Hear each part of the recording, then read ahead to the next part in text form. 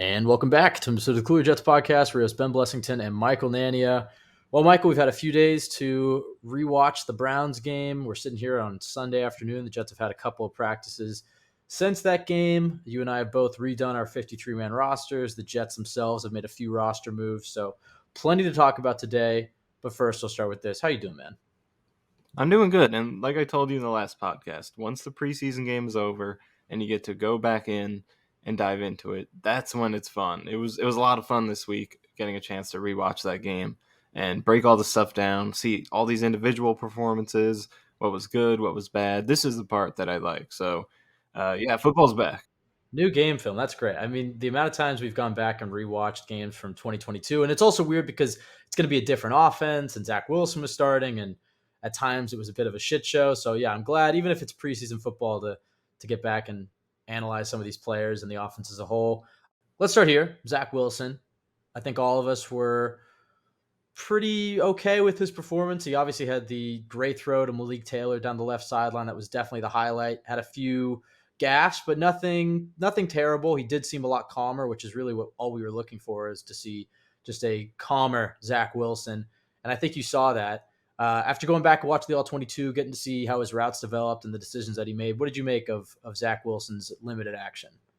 Well, first of all, I think before I say anything, it's important to remember what we're talking about here. 6 dropbacks against backups. So you don't want to read into it too much and act like this is a perfect encapsulation of where he's at right now, because like it was 3 drives. I'm pretty sure it was 3, right? So, I mean, it's hard to really pull too much out of it. And like we said, remember how good he was in his rookie preseason. So regardless of how good he looks, it's hard to definitively say, okay, now he's ready to go be a good, solid backup quarterback. So I think all that is important to put out there. But at the same time, I still think it was cool to be able to watch some film of this new Zach Wilson, who, since the last time we've seen him, so much has changed. I mean, he's been benched for a second time.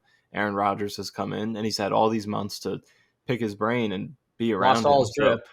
lost all of his drip for sure. He's got to get the sleeves back. Yeah, We what'd got you to start make of with that? He that. came out. He came out sleeveless, trying to show off the guns. He You said didn't this, have. but he did kind of look like a kicker. He looked like a kicker. I don't know if it's the number two, but yeah, he lost his visor. I I kind don't. of Did he liked have it his? too. I I don't don't. think he I had the think eye black either. he didn't have the eye black. He was wearing green cleats. I mean, he didn't look like himself, but he did play well. I mean, what did you make of it? Yeah, so I mean, for the most part, I thought it was promising, and he checked some of the boxes that I think we were looking for when we were previewing going into this game. It wasn't all about the highlights, even though he did hit a big highlight, one of his best in structure highlights that we've seen from him in his career. So it was nice that he got that, but even like say that pass was dropped, or if he overthrew it a little bit more, and look, the whole perception of the performance would change because it is all based on that. He threw 6 passes. If that was incomplete, people wouldn't talk about it as good. But I think even if that were, slightly different or whatever, just the process of that play and the process of all 6 plays, I thought while he was in there was really good. Like even the one play where he got sacked, he got it back to the line of scrimmage. I thought that was a play that really showed signs of what we want to see more of from him, because when you're watching that on the broadcast, it kind of looks like classic ugly Zach Wilson, run around, get sacked for 0 yards, slip, and all that. But when you rewatch it, you could see that he went through all 4 of his progressions. All of them were covered, and he got great pass protection on the play. And instead of doing what he would do last year, which is, first reads covered, all right, I'm out of here, regardless of the clean protection, I'm going to try and make something happen. Instead of that, he stood tall, went 1, 2, 3, 4, then he took off. And unfortunately, he slipped and he, it looked kind of ugly, and he got back to the line of scrimmage. But the process was the right process, and I saw poise from him, and I saw field reading on that play, which you don't see a lot of on his film last year and as a rookie. So that play, I actually thought, despite the result, was one of his better plays. I felt like he could have hung in there for another beat, because one of his receivers does get open on the right side, and there was maybe a lane to rush on the He right did. The side. only thing I would say, yeah, that's the only thing I would say about that play is maybe he could have gone right instead of spinning back to his left, because I think it was Gibson. I forget if it was Gibson or someone else, but he was covered initially on a crossing route, something over the middle, and then he improvised. He cut it vertically and he separated. So maybe if he went to the right, he would have seen that. There's also more space to the right, I think. Well, So maybe I the know, spin back he didn't need to do, but I yeah, did like like the process. I know he made that incredible pro day throw 3 years ago or whatever it is now. But spinning left like that as a right-handed quarterback just often isn't going to work out for you. Obviously, Zach Wilson has the athleticism to do it. I will say, he did have some open grass. If he was able to get by that guy, maybe he could have had a big play.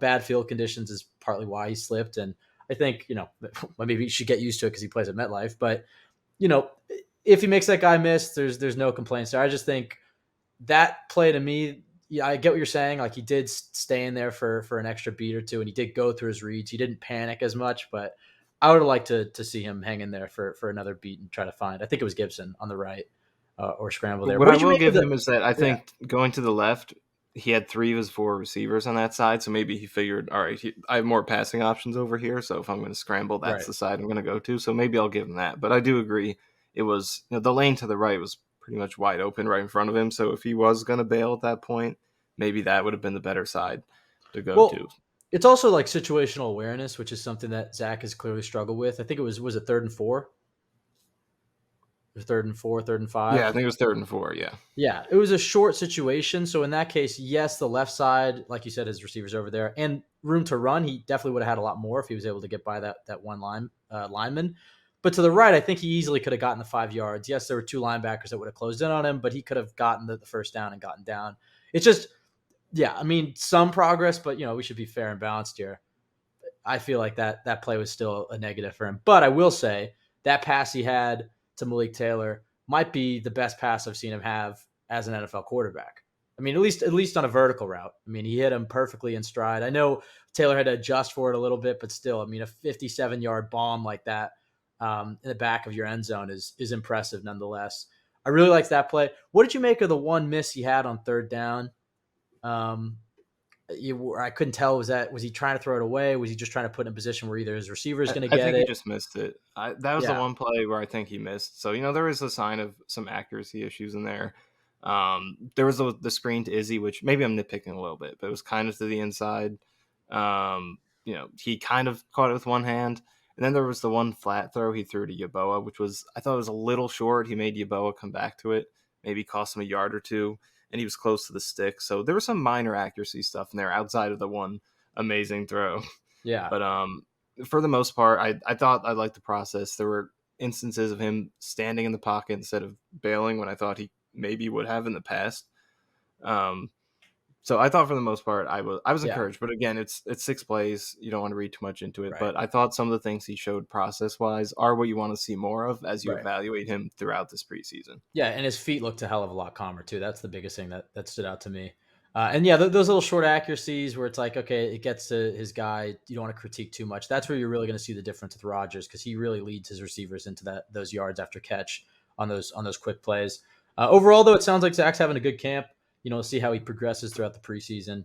But I think that was a good start to building his confidence back up. Hopefully, we don't have to see him at all this year in the regular season, but if he puts together a good preseason, I'd feel a lot better about his development, and this is just such a great opportunity for him to develop. Let's talk about the tackles because I think that's clearly the biggest concern on this team right now. Haven't seen anything from Dwayne Brown. Seems like they said he's 2 weeks away from practicing. Billy Turner's been getting beat a lot in practice, but he didn't play in this game. The two tackles that did play in this game that raised some question marks. Let's start with Becton, who actually played pretty well, but pulls himself after 7 plays. I don't fully blame him because, again, bad field conditions. If he's feeling his knee, the guy hasn't played in 2 years. I know some fans are getting on him about pulling himself, but I don't blame him for taking it slow. This is an extra game. And in the action, in the 7 snaps that he did play, I thought he looked like the Mekhi Becton that we saw his rookie year. What'd you make of Becton's performance? I liked it, and again, it's the same thing as Zach Wilson. You don't want to read too much into 7 plays, but I thought he did what I wanted to see him do, which is go out there and dominate against preseason competition, and that is what he did back in 2021 against the Giants and Packers. So he kept that up. I like that he did that. And really in both phases, I thought he was good. In pass protection, he was, I thought, pretty smooth getting into his pass sets. And then there was the one play where This one you could kind of see. I think we talked about on the last one, but using his length to push the rusher past the pocket, even if he gets beaten. And then in the run game, I thought he showed some of that overwhelming power, just the ability to move people in a way that most other linemen can, just creating some of that, especially on like outside zone plays. That lateral movement that he can create is just very beneficial. So only 7 plays, but he's checking the box of what you want him to do, because it would be concerning if he didn't dominate against these players. But he's doing what he's supposed to, and but the big question obviously is just going to continue to be the durability. I think I definitely am a little concerned about the fact that short appearance in the Hall of Fame game, and there's already some knee soreness, and he has to come out. So I'd like that they're playing it safe, of course, but just the fact that there's already a little bit of inability to fight through, and not fight through, because again, I'm not saying he should have fought through it, but just the fact that there already has been concerns of him being able to Yeah. stay on the field is it's an issue. So I mean, what do you think of what do you make of that whole situation of him getting hurt and coming out and everything that played out with I that? I don't I'm okay with it because it's a Hall of Fame game. I want to see how he progresses throughout preseason. Um, but look, I mean, this guy's a monster human being who's coming off of back-to-back major knee surgeries.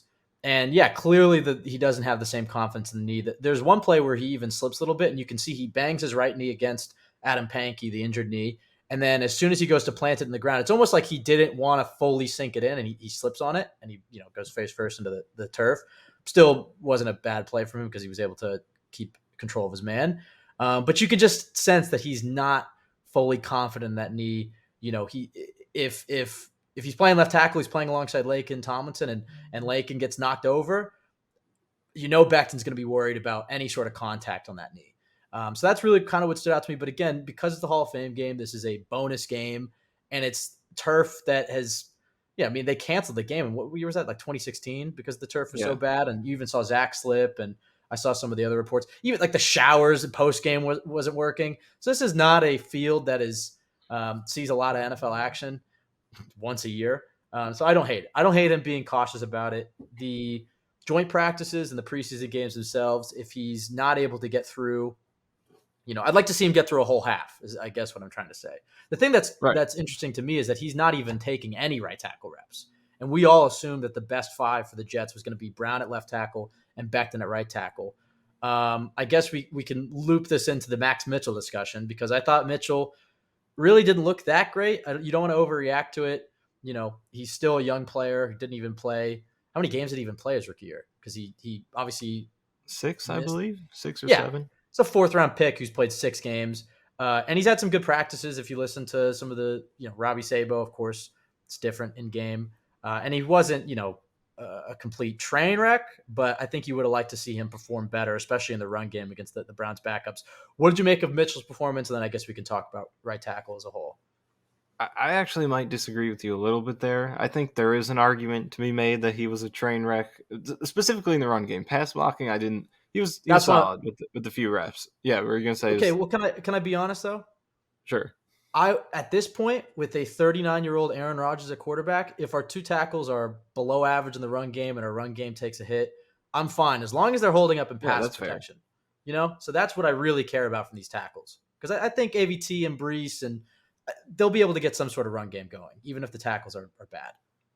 Yeah, that's fair. I'm with you on that. If there is one phase where we're gonna be okay, you would like it to be pass protection, because again, just protect the most prized asset on the team. That's what matters the most. So I agree with you, but the run game was troubling for Mitchell. So he played 7 snaps in the run game, and based on my count, on 5 of those plays, he allowed his man to blow up the play.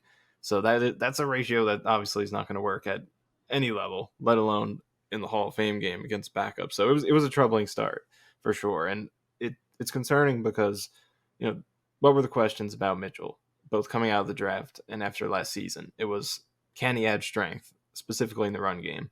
And after this offseason, where obviously he had an unfortunate health issue, which fortunately he was able to get through, so that's what's most important. But because he was dealing with that, was he able to put the adequate strength training in to be able to make those improvements? And based off that first game against the Browns, maybe that wasn't able to happen. But it is promising that in the next few practices, Robbie, like you said, has been doing great coverage at training camp. He says that Mitchell has been looking really good in the run game the past few days. As much as you can evaluate that Yeah, in a one of them in a was in practice. shells.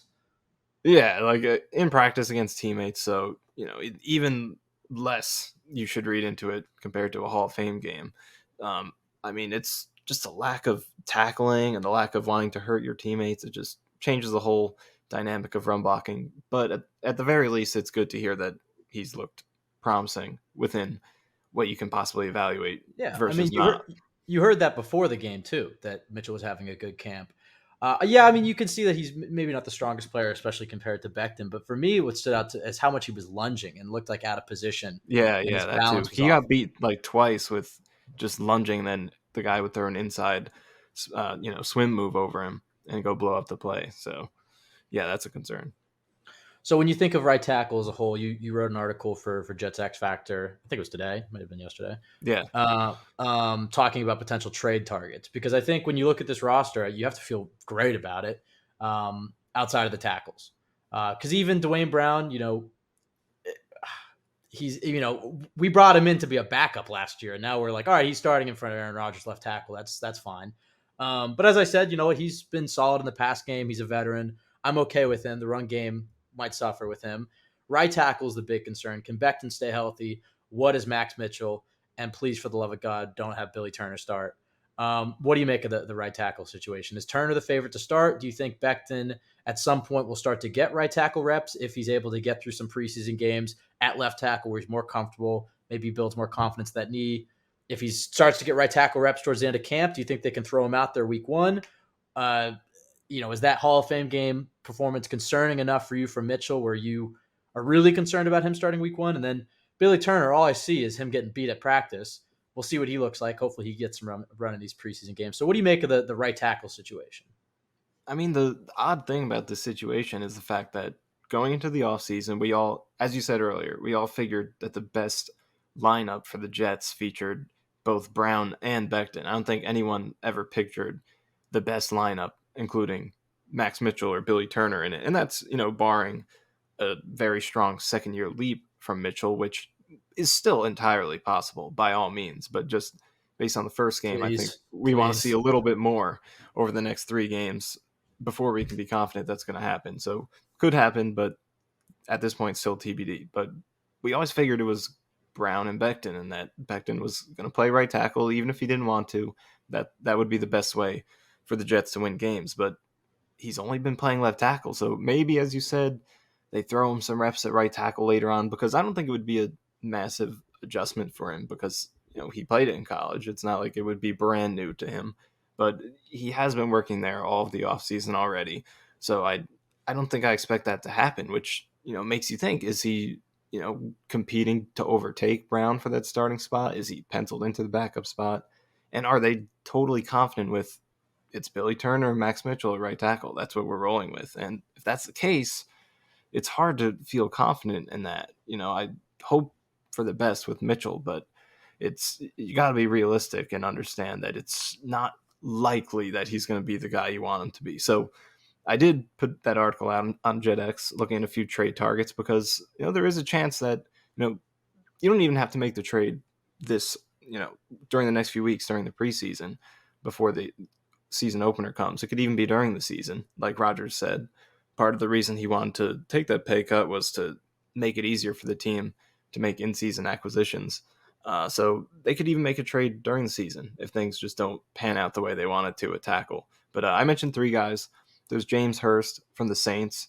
He's a 10th year vet. He started over 80 games for the Ravens and the Saints the past couple years. Joe Douglas was a scout with the Ravens when Hurst was signed as an undrafted free agent in 2014, and Douglas was leading the undrafted free agent process at that time. That was one of his responsibilities. So he very likely had a big part of bringing him in. But why is he on the table? Well, the Saints drafted Trevor Penning last year in the first round. This year he's taken over as a starter, so Hurst is now a backup. And the Saints, who are cap strapped as much as any other team in the league right now, they could use some savings, and they can save some money not just this year but also next year by trading James Hurst. So he's a guy I could see the Jets going for. He's a good pass blocker, fitting in with what you said. Good pass. He's not a run blocker, pretty low ranked there, but pass protection still pretty good. So he's the type of guy I could see him He's a left target. tackle though, right? Yeah, left. He's played 4 of the 5 positions Oh, actually, okay. except for center. Mostly left tackle though is what he's played the most. But he can do right. So he's probably the most realistic guy. I also mentioned Lyle Collins for the Bengals, this is more of a swing for the fences than like a play it safe veteran like Hurst would be, because obviously he's coming off a serious knee surgery. He is expected, or not expected, but is hoping to come back at some point this season. So he'd be more of a swing for the fences. Say he comes back healthy, the Bengals are willing to trade him because they did sign Orlando Brown. So Collins would likely be a backup when he comes back. And say they're willing to trade him for a day 3 pick because he did struggle last year. So maybe you can buy low on him and bring in a guy who was, as recent as a couple years ago, viewed as one of the best right tackles in the league. So maybe that's a swing you could take. Then I also mentioned Josh Nijman from the Packers. We know the Jets have been very willing to bring in former Packers offensive players. Nijman has been a good backup for the Packers the past few years. He's played both tackle spots. Another pass block first guy, so fits that sort of mold if that's the sacrifice you're willing to make for this type of player, because you're not going to find some superstar. So, like we said, if you want to pick one, pick the pass blocking. So he fits that. He's been a good pass blocker, and he could be available because he might be a backup. The Packers have a couple of recent draft picks, Zach Tom and Josh Myers, who could potentially beat out Nijman to start this year, and he's going to be a free agent after the season. Maybe they trade him. So those are 3 guys I brought up. So I could see them making this type of trade probably more likely during the season Yeah. than before, I would think. Because if they were that desperate, you would think they would have done something during the offseason. I think Right. they, for whatever reason, want to roll with this group and just see how it plays out. But it's tough. I want it to play out well. I really do. But it's just hard to see it because it feels like everything has to go perfectly just for it to be okay. So I do think there's going to come a point where we're like, the Jets got to go trade for a tackle. Yeah, I mean, I think with Becton, my gut is telling me that this is a guy who hasn't really played football in 2 seasons. He's more comfortable at left tackle, and that knee is not fully there yet. I mean, they talk about it like a confidence thing. I think some of it's mental. It's also just getting back into football shape. Clearly, he's in playing shape, but with that knee on turf, blocking, having 60 to 70 reps every game, I think they made the wise decision, especially after Becton voiced his concerns publicly about, hey, I have an injured right knee. I'm more comfortable at left tackle. The right tackle puts more stress on my knee. I'm a left tackle. And I think the Jets, he did come out and say, I think last week that, he just wants to start, so he would play right tackle. I think the Jets are saying, okay, Mekhi, we're going to take it extremely slow with you because you've had trouble staying on the field. Let's put you at left tackle. You're going to work with the backups and you're going to build back up. And so I think Becton, their goal for Becton is to keep him healthy week in and week out. Keep him at left tackle, build up his confidence. And then during the season, it could be week 2, week 3, week 4. If who's ever starting at right tackle between Billy Turner and Max Mitchell is struggling, Becton can come in. Also, if Dwayne Brown, 38-year-old Dwayne Brown is injured or struggling, Becton can slide up to left tackle. So I think Becton is going to start the year on the bench, but no chance that he's not on the field for me. If he's healthy by mid-October, I think that he's too much of a game changer. I think they're just taking the slow route with him. He's just getting back into playing football. Let him get through training camp preseason. I think it's possible he sees some right tackle reps during preseason, but if he's still at the point where he's pulling himself 7 plays into the Hall of Fame game, it's like, all right, Becton, let's just focus on left tackle right now. Let's get you to playing a full half or, hopefully a full game at some point. Turner, has experience in the offense. Rodgers seems to like him and trust him and has played with him on the line before at right tackle. So I think there's a level of comfort there that even if he's a bit of a turnstile, Rodgers knows him and trusts him to at least hold up for 2 seconds. Mitchell's really the guy that they're banking on, and it sounded like he was having a good training camp, but that the Hall of Fame game to me was concerning. But as I said, it's not a train wreck because I felt like he held up in pass protection, which is the most important thing. Out of those options you laid out, I think Hurst makes the most sense, even though he's a left tackle. I know he can play right tackle, but he's more comfortable at left tackle. He to me makes the most sense as a veteran option. However, the final option, and the option that I think is getting increasingly more likely, especially if guys start to get injured, and we saw it last year, is AVT at right tackle, which I'll be honest, as soon as McDonald was drafted and the Jets didn't land a tackle in the first round, that's immediately what I pivoted to. It's like, all right, AVT, I know you might be better at guard, but you're still a damn good right tackle. You play there. The Jets have good depth inside. They have Connor McGovern. They have Laken Tomlinson, Schweitzer, Cologne, Joe Tittman. The interior will be fine if AVT plays outside. What do you make of that? At what point, I mean, especially all it takes is one Mekhi Becton injury, which is fairly likely, and an injury to Dwayne Brown, who's 38 years old, to be in a very dire situation at tackle where Billy Turner's your left tackle and Max Mitchell's your right tackle. In which case, the best offensive line is definitely AVT at one of those tackle spots. What do you make of AVT potentially playing tackle? Are you giving him any reps in training camp, or are you just waiting for the wheels to fall off this thing? Well, this is a good point that you made to me when we were talking about this a few days ago. But, I was saying how, is having Wes Schweitzer at guard instead of Mitchell or Turner at tackle, like, is that much different? But the point that you made is that, if there's a spot where you're going to be bad, the tackle is the last spot you want it to be. Like, you'd rather have your weak spot at guard than tackle. And I agree with that. And it can hurt you to be weak at any offensive line position. As we know, we've seen bad centers, bad guards with the Jets, but tackle is definitely, especially from a pass protection standpoint, the most dangerous position to be bad at. I mean, just look what the Jets were able to do to Josh Allen in that Bills game when their starting tackle was out. You don't want too much edge pressure on your You don't quarterback. want Rodgers taking those shots, man. Exactly. Like, whether it's blindside in front of him, you don't want that. The interior pressure, it still hurts, but the quarterback can see it and mitigate it and at least protect himself. The edge pressure, that's where it gets dangerous. So I agree with you that, I would rather take the chance on, let's deal with Schweitzer or whoever is going to play guard instead of Mitchell or Turner. So, but that's us. Do the Jets want to play him a tackle? That's what the question is, because, despite what he showed last year, which was really impressive, it really feels like they're committed to keeping him at guard. I wouldn't say by all means, because there could be another dangerous situation like last year, but it seems like they really want him to stick there. And I get it, because I agree. I think that's his best position. He can be an all-pro there. But, there does, like as you mentioned, they are only a couple of injuries away from a very realistic scenario where AVT at tackle is probably your best option. So I feel like it's going to be similar to last year. I'm not sure we're going to see him get reps at tackle, whether it's in the preseason or practice, but I think, that is their plan C. Similar to how it was last year. I mean, we didn't even really anticipate it. Did he get any tackle reps last year at all? No, right? No, But just the week of Pittsburgh in practice that nobody knew. He yeah, just and we didn't shot it know. out. It was Yeah. just secret. So I think it'll be similar to that. Like, if it comes to an emergency, they'll do it, but I don't think it's high on their priority list.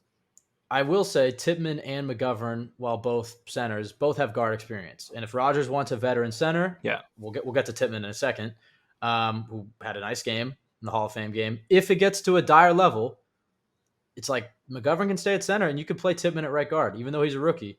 If that means that AVT's on your line as a tackle, I feel like at a certain point you'd rather have, like you said, a good tackle and a solid guard than a great guard and a bad tackle. I like the trade right. options. And you said it floated first, out. so take credit for it. I'll take, yeah, I guess so.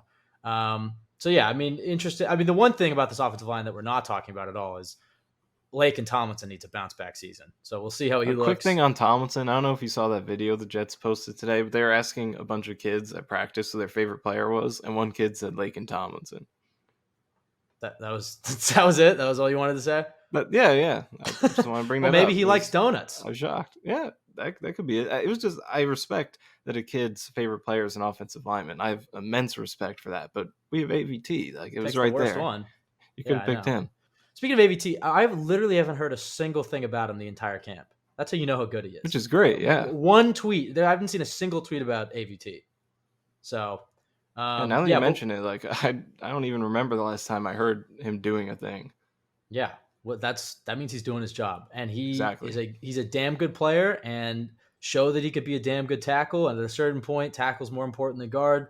The situation, if it gets dire, I won't be surprised. Well, let's say I tweeted out over under 4.5 weeks until AVT's playing tackle, which I guess is a bit of a joke. I'll say this: do you think we see AVT at either tackle spot at any point this season?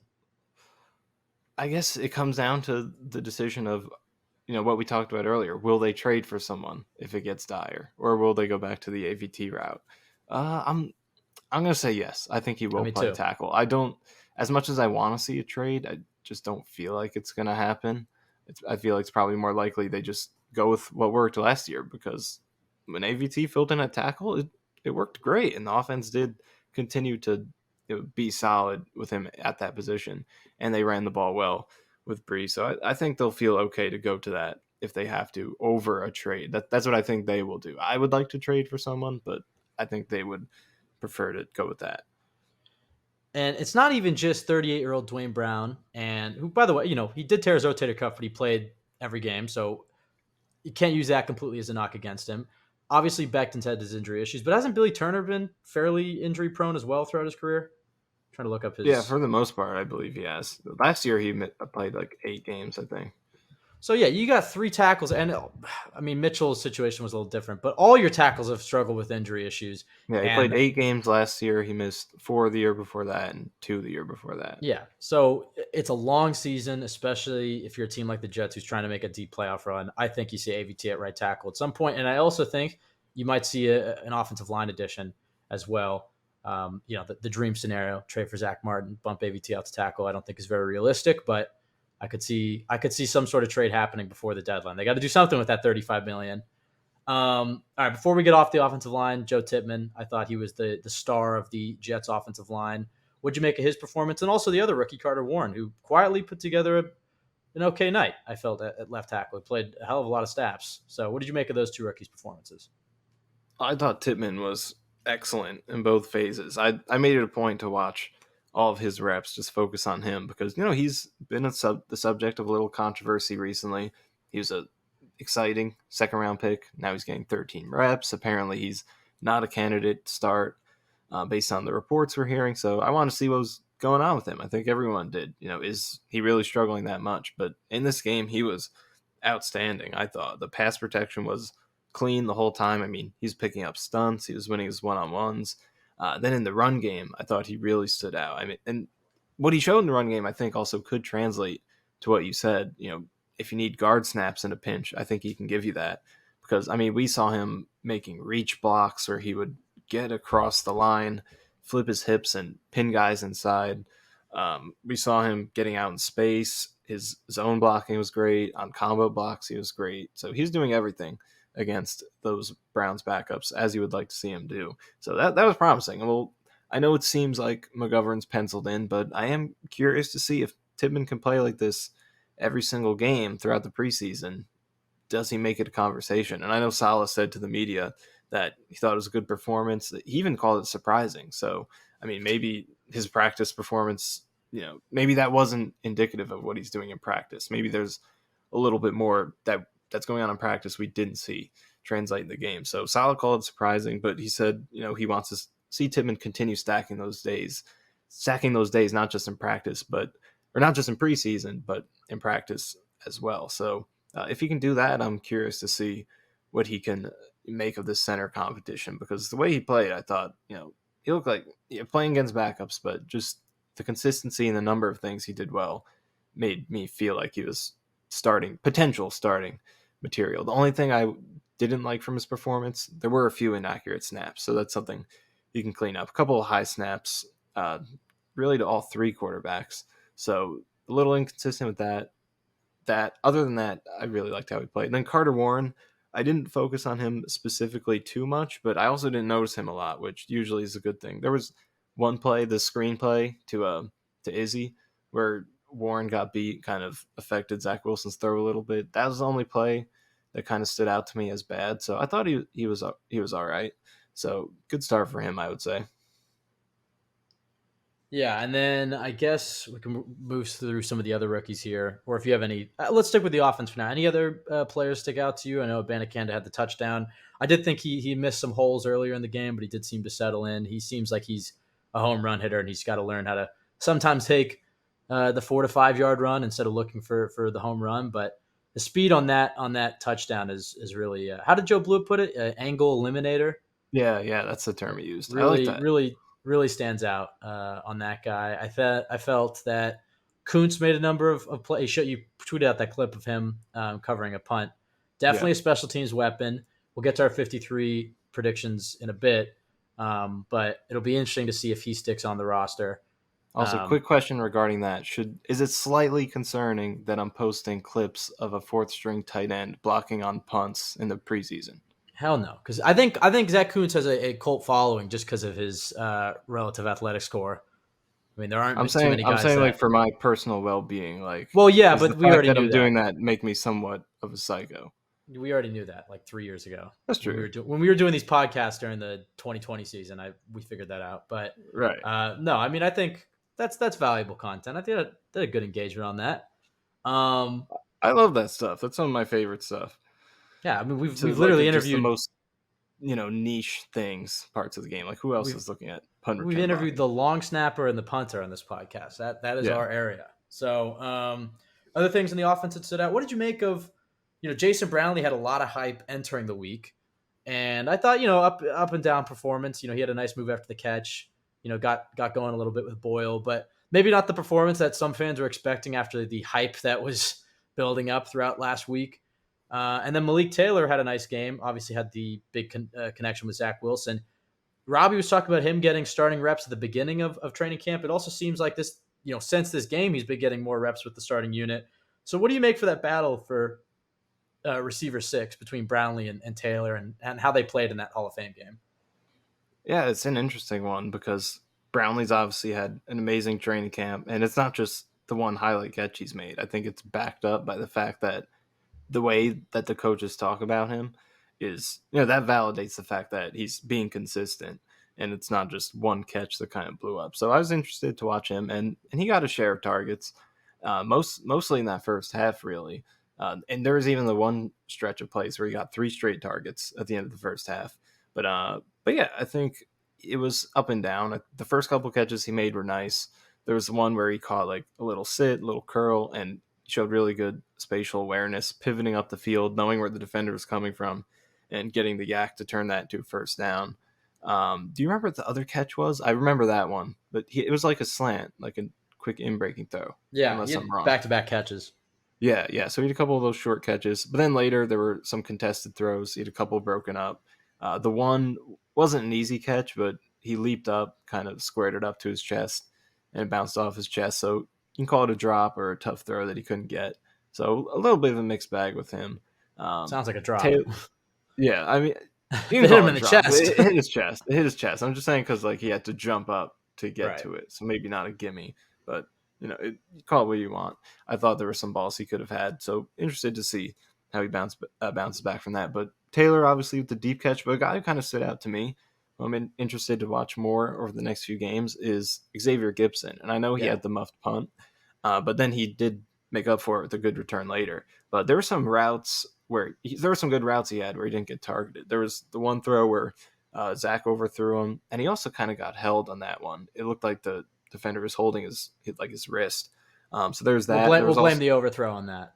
we'll blame that. And then there was another.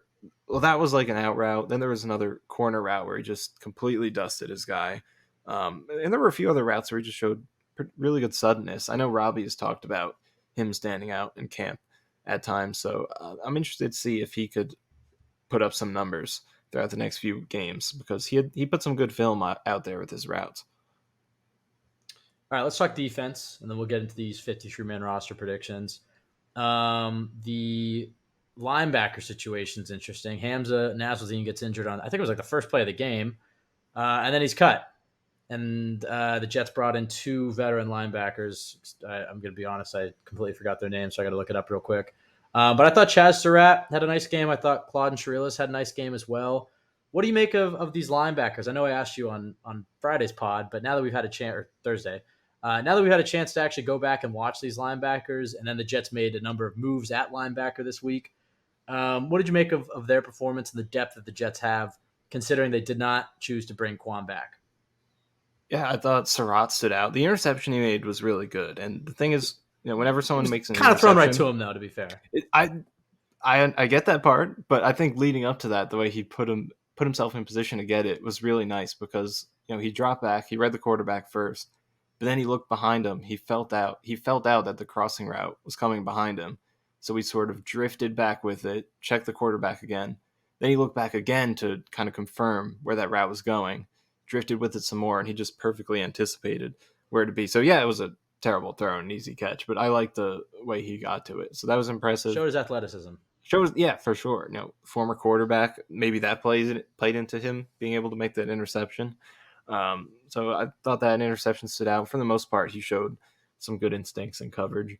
I thought Barnes had a shaky debut to start out. He had three missed tackles, and he looked like he was responsible for that one touchdown coming out of the backfield. So rookie sixth round pick, you expected it, but I think you did see the speed and the physical tools with Barnes. So there's definitely something to work with there, and potential for him to be good on special teams to start out. But other than that, yeah, it was interesting. They made those linebacker moves, cutting Hall or Nazruldine and Malik Hall, the undrafted rookie, and bringing in those two veterans, Sam Aguavin and Nick Vigil.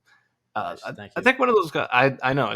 Did you kind of hear me like digging? I was trying to make sure I could remember that. I Yeah, I looked it got up. it. I was already, I got it. surprising they But went with some old guys though.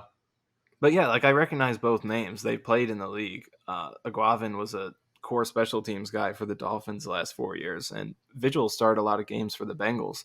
Last year he was on the Cardinals. So I feel like one of those guys might have a shot to compete with Surratt, and also some of those undrafted guys like Sherrillis, you mentioned Johnson, who I thought both those guys looked pretty solid. Yeah, it seems like there's a really deep competition here for one, maybe two spots at the bottom end of that linebacker depth chart. And I think Vigil and Aguavin aren't just bodies because they've been on rosters every single year throughout the past few seasons. So they can play. They can fill out the back of the roster. I'm curious to see how that plays out. Yeah, and then moving around the defensive line seems pretty set. And Saul even said so. Part of the reason Bryce Huff was playing so deep into that game is because they're so deep there that they didn't have enough bodies to, not have him play. I don't know if I fully buy that, but we'll take it for now. I don't know if I would risk playing Bryce Huff that deep into the Hall of Fame game, but it worked out all right. What'd you make of the D line's performance? Obviously, we all saw McDonald's spin move over and over and over again, and clearly an athlete. It seems like he's had a couple of nice practices as well since then. That's a guy who's going to earn some playing time this year and make a difference, especially as a pass rusher. Watching his performance back was pretty exciting. I also thought he held up better than I expected in the run game. But you can see in that wide nine front why it's really suited for him. So McDonald, Huff, the rest of the defensive line, what did you make of their performance? Anybody under the radar stand out to you? I know our guy Tanzel Smart, had a nice play or two. What do you make of the D line? I thought it was a pretty quiet game for the defensive line. I mean, McDonald had a few flashes. The one spin move he had was pretty outstanding and it showed his potential. But other than that, I thought he didn't really win too often. Huff came in and made the sack. I'm not sure why and we talked about this last time, but not sure why he was playing so much. Um, I don't know. It was a really quiet game for the D line. JJ only played a little bit, but he He had a had nice. he had one. Yeah, he had that one really nice move where he kind of gave the arm over, deflected the pass. So one great win like that. You only played like 6 snaps or whatever it was. That's a good outing. But other than that, I don't have too much to say about the defensive line. It was a pretty quiet game. Anything for the secondary? Secondary too. I mean, Trey Dean did seem to have some good hits out there. I know he's been hitting a lot in practice. But yeah, which I guess you expect that from an undrafted free agent who's trying to stand out, fight to make the team. But yeah, I mean secondary too. I mean they struggled a little bit in that second half, gave up some big plays. Uh, yeah, I don't know, not a lot to say about them either. All right. Yeah, and I know Craig James gave up the touchdown, but I thought he had some nice moments in that game as well. And I saw he was even getting some reps with the first team, but I know in training camp they shuffled all around. All right, well let's get to some 53-man roster predictions. Update them since the ones that we did before camp. I know we differ at some areas. I don't quite know where, but let's just run through it. Quarterback, I seem pretty confident that they're going to just carry the two, Rodgers and Wilson, on the active roster. I think they'll cut Boyle, bring him back on the practice squad for sure. Strevler, we'll see. I don't know if he makes the practice squad. Maybe just for the vibes, but he really did not look good in that preseason game. And I got to say, this is a deep Jets roster that it wouldn't surprise me if the practice squad is pretty deep this year. Maybe they don't want to use a space on Strevler. We'll see. But I think we're so far see eye to eye on the QB position. Correct me if I'm wrong. Yeah, yeah, You were looking at your same phone, page. so all right, there we I go. was All listening. right, I was listening. yeah, okay. A little behind the Running scenes there, back, too. running back. I have him keeping the 4. I don't have him signing Dalvin Cook. We'll see if that changes. We're not going to talk about him. Don't worry. Hall, Knight, Carter, Abanikanda. I will say, well, we'll get through the rest of the offense, and I'll come back to this. But I do think there is potential for the Jets to just carry 3, even if they don't sign Dalvin Cook, because one, it is a deep free agent market. I think they can sign somebody. They have Travis Dye that they'll stash in the practice squad. If they're able to get anything for Michael Carter, I know he's still getting some first team reps and whatever, and Brees is coming back from the ACL. But as we get deeper into this offense, might make more sense to carry 3. But for now, I'll say they're going to carry 4 running backs: Hall, Knight, Carter, Abanikanda. You with me on that? Yeah, yeah, I agree. All right. I mean, the possibility 3 is interesting, but I'm going to go with 4 for now. Yeah. And Carter, if they did carry 3, seems like the odd man out because Banacan's a rookie, obviously not Hall, and seems like Zonovan Knight's been playing him, but we'll see. It sounds like Nick Bawden's making this team, so I'm keeping the fullback. It's telling that he didn't even play in this preseason game. I think you're with me on that. The other guy Okay. that's telling that didn't even play, Jeremy Ruckert, very telling that he didn't play in that game, considering how limited action he got last year. And he's seemingly having a great camp, getting a lot of run with the starters. That's a guy you're going to see on game days. Curious to see how much 13 personnel will get. I think that's your best take of the offseason was that he was going to overtake Uzama. It seems like it's already starting to happen, although Uzama is still going to get his reps. So let's talk tight ends.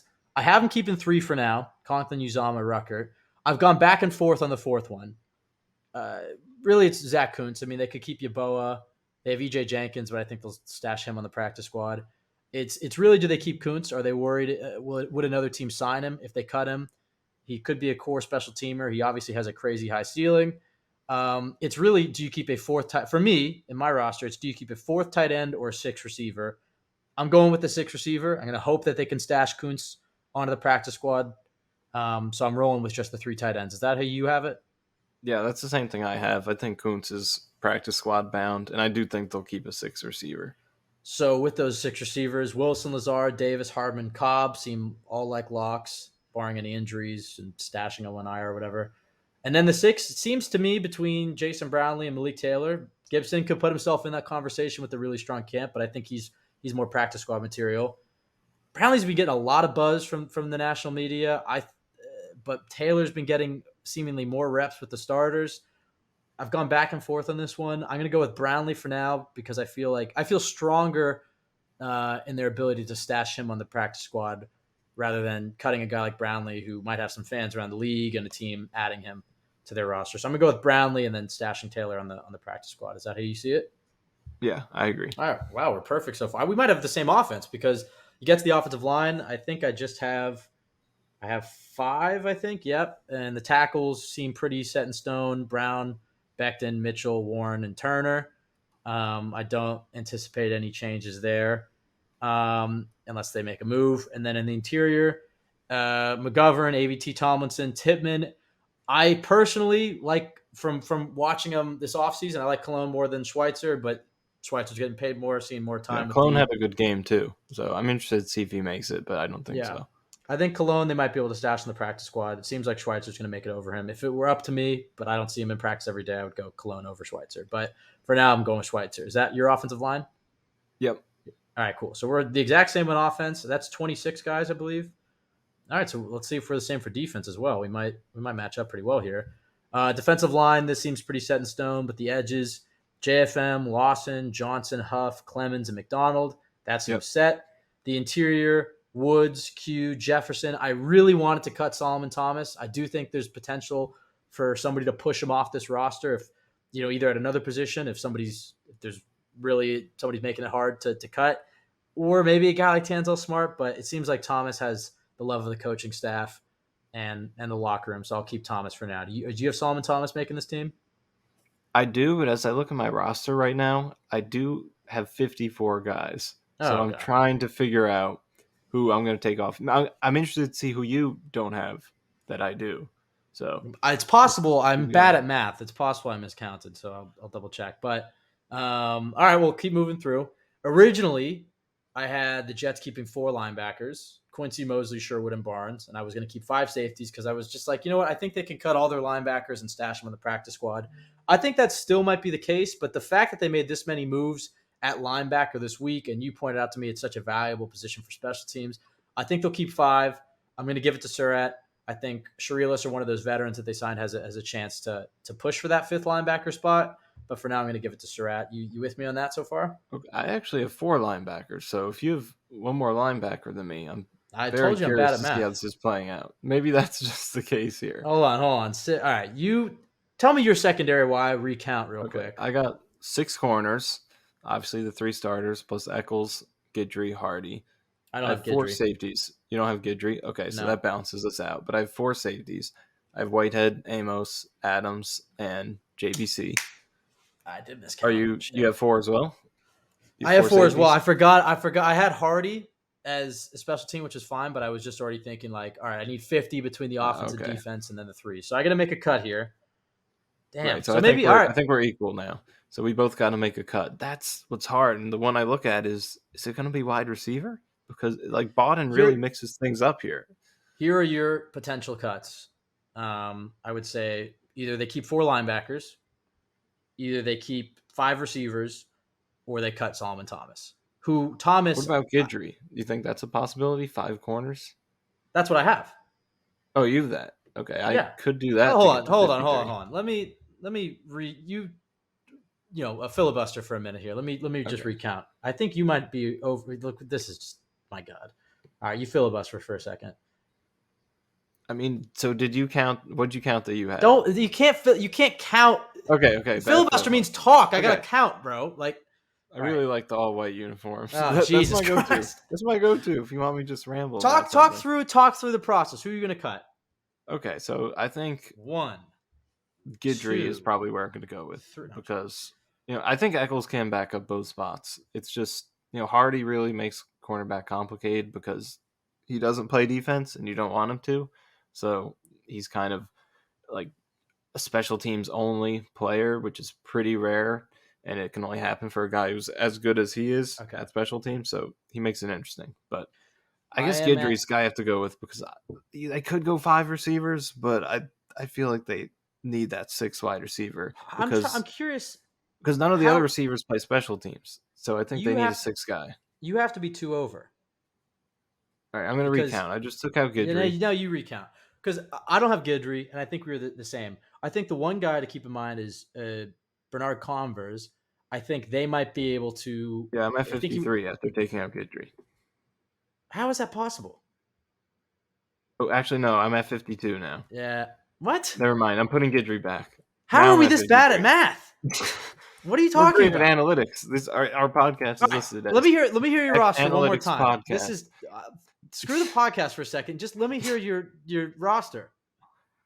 Okay, 2 quarterbacks, Okay, 4 running backs, 6, 6 receivers, 7, or shit. Sorry, I was counting fullback. All right, 12. 12, Yeah. 3 tight ends, 1 Okay, fullback, 15, 16, 5 tackles, offense, 21, 5 interior offensive line, 5 26. corners.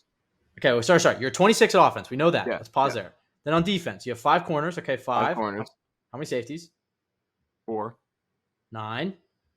Go to 4 your linebackers. linebackers, Okay, 4 13. D tackles, Okay, 6 edge 17, defenders, or not 6. Yeah, yes, 6 edge defenders. 23. Am I dumb? I think we have to be the same then. All right. All right. Let me cut here for a second and just double check this real quick. All right, the 50 IQ points between Michael and I were able to count our rosters accurately. We are both at 53 now. Probably should have done that before the podcast, but yes, the question for me was between a 5th linebacker and a 4th safety. I cut Surratt, but as I was going to say before we got into this whole thing, I think they might stash Converse on short-term IR at the beginning of the season, in which case would open up another spot. In which case, I think they could bring back Surratt. But yeah, now that we do go through the roster, the argument between a 4th running back, a 6th receiver, or a 4th tight end, you really, I think, can only have one of those 3 things. And for right now, we have him keeping. I guess you could do two, but right now we have him keeping 6 receivers. But it's just like if you do 4 running backs and 6 receivers, you're going to be light on linebackers. So that is something to consider. And also, then you think about they're going to have 6 guys inactive on game day. So this is a deep team. As bad as this made me feel about our ability to count, did make me feel damn good about the depth of this team and their ability to survive injuries outside of tackle and probably quarterback as well. So with that said, Michael, any last thoughts on this 53? I guess, by the way, the part of the reason it made it hard is Hardy's a designated special teamer. We all know Zerline, Hennessy, and Morstead are going to make it as well. So that brings us to 53. Any last thoughts on your 53 as it stands right now? I'm going to just go with the 4 linebackers and keep Converse, Amos, Whitehead, and Adams as my safeties. But I think there are going to be some gymnastics after the fact, whether guys go on IR, stashing guys on the practice squad, and whatnot. What are your thoughts on the 53? Yeah, I'm curious to see some of those gymnastics. I think the one you mentioned that is starting to feel like a possibility is JBC going on IR, and that could open up another spot. Maybe Dean replaces him on the roster, or maybe that goes to a linebacker. So that's something I would keep an eye out for. And 3 running backs. Keep an eye Yep. out. I don't think they'd cut Carter straight out, but I could see it. I could see him getting traded. Although he is well liked in the locker room, that might be a tough sell. Some other practice squad candidates before we get out of here. If you have any, shout them out. But we went through the receivers between Taylor and or Brownlee, Gibson. I think Irvin Charles has some fans as well. Maybe even Jerome Cap. They could go heavy at receiver if they want. I think Guidry is a obvious stash as well. I think at safety they can probably stash Ashton Davis there and Trey Dean. At tight end they can stash EJ Jenkins, Yeboah, and Kuntz if they only go 3. Linebacker, I like Sharilis and probably one of the guys that they signed today, if not both of them. Defensive line, Smart and Mack. And then on the offensive line, I think Cologne, Senat, and Kajust all kind of make sense there. So those are some of the guys I was thinking about the practice squad. Any other ones that you, after watching the 53, that jump out to you as potential practice squad candidates? Maybe the running back. I didn't see a ton from him. Craig James. Maybe, but just nothing in that game yet. But Craig James has been on rosters before, so maybe him. Moreland, the corner. I think you hit most of them. I don't know. The secondary didn't show enough to me yet. All right. Well, with that said, Michael, I think we can get out of it. That was a train wreck at the end there, but you can follow us at COJ Pod. I promise. Next time we do a 53, as they say, it's like sometimes you can't pull your eye away. To be fair, right as we got on, we were like, all right, let's talk about the Browns game. And I was like, you know what? Let's update our 53. So it was a bit of a last second thing, but next time we do a 53, we'll make sure to count beforehand. Jesus. Follow us at COJ Pod on Twitter, Michael _Nania, myself, Ben W. Blessington. Go to jetsxfactor.com, best place to go for Jets content. Subscribe to the Jets X Factor YouTube. And if you can, please rate, review, or subscribe on iTunes for the podcast. It helps us out a ton. With that said, Michael, last thoughts. I have a feeling it's going to be about uniforms. Do you have anything else for me? I won't talk about uniforms this time. I'll just say I'm looking forward to this week because the Jets are coming down to Carolina. So I'll be at the joint practice on Wednesday. I'll be at the game on Saturday. So I'm looking forward to seeing it in person. And, on Wednesday, it could potentially be Aaron Rodgers' first time playing against another team as a member of the Jets. So you'll see that. Historic.